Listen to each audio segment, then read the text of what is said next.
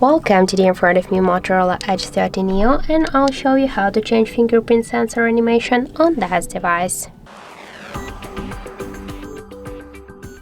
So just to change the animation here, we should first open the settings application and then scroll to the security. After that, click here to fingerprint, enter your password or draw the pattern, and you'll see here animation styles. Click here now. We have selected the radio waves.